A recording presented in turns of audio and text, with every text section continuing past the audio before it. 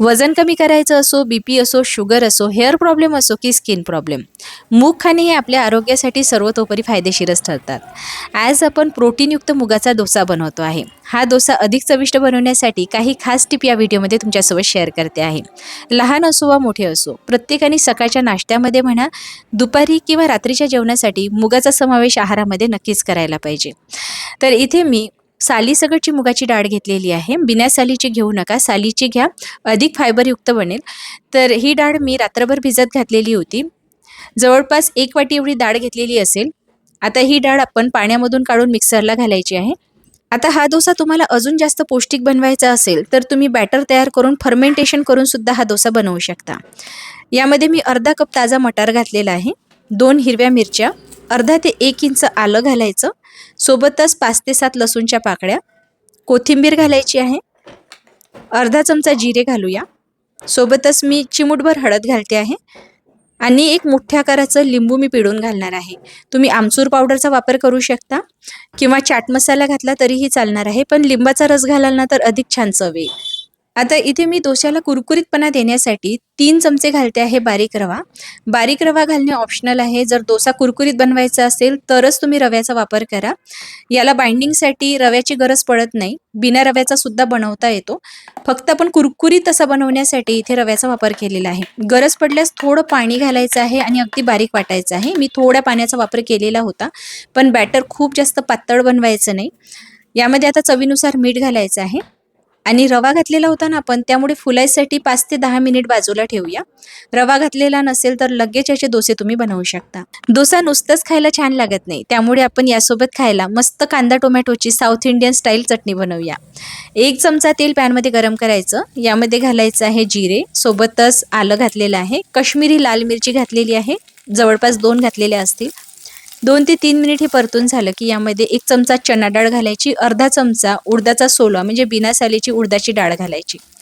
2 ते 3 मिनिट हे परतून घ्यायचं. आता यामध्ये कढीपत्ता घालायचा आहे, किसलेलं सुकं खोबरं घालते आहे. खोबऱ्याचं प्रमाण थोडं जास्तही घातलं तरीही चालेल. 3 ते 4 टोमॅटो घातलेले आहे आणि सोबतच 2 मध्यम आकाराचे कांदे, थोडं मीठ घालायचं आणि याला खूप ओव्हरकुक करायचं नाही, हलकंसं परतून घ्यायचं आहे. कांदा बघूया, याच्या पाकळ्या मोकळ्या झाल्या की लगेच गार करायचं आहे आणि गार झालं की मिक्सरला घालून वाटून घ्यायचं आहे. ही साऊथ इंडियन स्टाईल चटणी आपल्या रेग्युलर डोश्याबरोबर खायला सुद्धा खूप छान लागते किंवा तुम्ही इडल्या बनवल्या असतील तर त्याबरोबर खायला सुद्धा ही चटणी तुम्ही बनवू शकता. बनवायला अगदी सोपी आहे, बघितलं ना तुम्ही, लवकरच तयार होते. यामध्ये आता थोडं पाणी घालायचं आहे. चटणी तुमच्या आवडीनुसार पातळ किंवा दाटसर बनवा. मी खूप जास्त पातळ बनवलेली नाही आहे. अशा पद्धतीने वाटून घ्यायची. चला, आता डोसा बॅटर 10 मिनिट रेस्ट करून तयार झालेला आहे. एकदा मी छान असं फेटून घेते आहे. यामध्ये सोडा, इनो काहीही घालण्याची गरज नाही आहे. मी इथे नॉनस्टिक पॅनचा वापर करते आहे. तुम्ही लोखंडी तव्यावर सुद्धा बनवू शकता. मी तव्याला थोडं तेल लावून घेतलेलं होतं. कांद्याचं जे बूड असतं ना, त्याला थोडं तेल लावायचं आणि ते पसरवून घ्यायचं. नॉनस्टिक तवा असेल तर फार जास्त तेल लावण्याची गरज पडत नाही, पण लोखंडी तवा असेल ना तर सुरुवातीला तेल लावायचं, गरम करायचं, नंतर पाणी शिंपडून गार करायचं आणि नंतर डोसा बॅटर पसरवायचं आहे. आता डोसा बॅटर पसरवत असताना गॅस जो आहे ना तो आपल्याला लो फ्लेमवर ठेवायचा आहे, नाहीतर जे बॅटर असतं ना ते चमच्याला लागून वर उसळून येतं. त्यामुळे कुठलाही डोसा बनवत असताना तव्याच्या तापमानाकडे खूप लक्ष द्यावं लागतं. तवा जर खूप कडकडीत गरम असेल ना तर डोसा बॅटर तव्याला चिटकून बसत नाही, त्यामुळे कुरकुरीत होऊ शकत नाही. त्यामुळे तवा खूप गरमही नसायला हवा किंवा खूप गारही नको.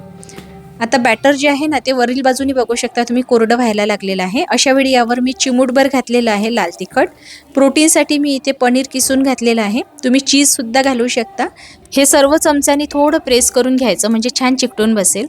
एक बाजू कुरकुरीत झाली की डोसा पलटवून घ्यायचा. तुम्हाला एकाच बाजूनी याला शिजवायचं असेल ना तर पलटवून घेण्याची गरज नाही, पण मी असं पलटवून घेते आहे जेणेकरून दुसरी बाजूसुद्धा छान शिजल्या जाईल. बरेच वेळा असं होतं ना की याचा वरील बाजू जी असते ती ओलसर राहते, तर अशा वेळी आपल्याला दोन्ही बाजूनी शिजवून घ्यायचं आहे. आता मी मागील बाजूनी ना डोश्याला असं तेल लावून घेते आहे, ज्यामुळे खायला हा कोरडा लागणार नाही. पण तुम्हाला जर 0 ऑइल डोसा बनवायचा असेल तर नॉनस्टिक पॅनवर बनवा. इथे तुम्हाला तेलाची जास्त गरज पडणार नाही आणि जे तेल आपण आता ब्रश करतो आहे ना ते सुद्धा ब्रश करण्याची गरज नाही. म्हणजे वेट लॉससाठी एक परफेक्ट रेसिपी बनून जाईल. चला, हा डोसा इथे तयार झालेला आहे. बघा काय मस्त दिसतो आहे ना. दुसरा डोसा सुद्धा मी याच पद्धतीने बनवून घेतलेला होता. पनीर तुम्ही डाएटमध्ये किती घेता किंवा तुमच्या डायटिशियनने तुम्हाला किती सजेस्ट केलेलं आहे त्यानुसार तुम्ही यामध्ये पनीर घालू शकता. चला, याबरोबर मी चटणी सर्व केलेली आहे. इथे आपला मुगाचा पौष्टिक डोसा तयार झालेला आहे. प्रोटीनयुक्त असलेला हा मुगाचा डोसा फक्त पौष्टिकच नाही तर चवीलाही अतिशय भन्नाट लागतो. तुम्ही एकदा जर का खाऊन बघाल ना तर तुम्हाला रोजच नाश्त्याला हाच डोसा खाण्याची सवय लागून जाईल, एवढा जास्त चविष्ट लागतो हा डोसा. मूग हे हार्ट हेल्थसाठी खूप फायदेशीर ठरतं. केसाचे विकार असो की त्वचेचे विकार असो किंवा वजन जर झपाट्याने कमी करायचं असेल तर मुगासारखं बेस्ट अजून काही असूच शकत नाही. त्यामुळे आपल्या आहारामध्ये मुगाचा समावेश नक्की करा. आणि जर तुम्हाला मूग खाणे अजिबात आवडत नसेल तर एकदा हा मुगाचा डोसा माझ्या पद्धतीने करून बघा. खरंच सांगते, तुम्हाला रोज खायला आवडेल. रेसिपी नक्की ट्राय करा. तुम्हाला कशी वाटली मला कमेंट करून कळवायला अजिबात विसरू नका. जर तुम्हाला आवडली असेल तर लाईक शेअर नक्की करा. आणि हो, मी घरोघरी अन्नपूर्णा या माझ्या यूट्यूब चॅनलला, फेसबुक पेजला काही अशाही रेसिपीज अपलोड करते ज्या चमचमीत झणझणीत असतात. त्याचबरोबर अशाही रेसिपीज अपलोड करते ज्या तुमच्या आरोग्यासाठी फायदेशीर ठरतात. जसे वेट लॉस करण्यासाठी असो, बीपीसाठी असो किंवा शुगरसाठी असो. त्या रेसिपी तुम्हाला पुढेही बघत राहायच्या असेल तर घरोघरी अन्नपूर्णा या यूट्यूब चॅनलला सबस्क्राईब करा आणि फेसबुक पेजला फॉलो नक्की करा. लवकरच भेटूया. तोवर हा व्हिडिओ शेवटपर्यंत बघण्यासाठी तुमचे मनपूर्वक आभार.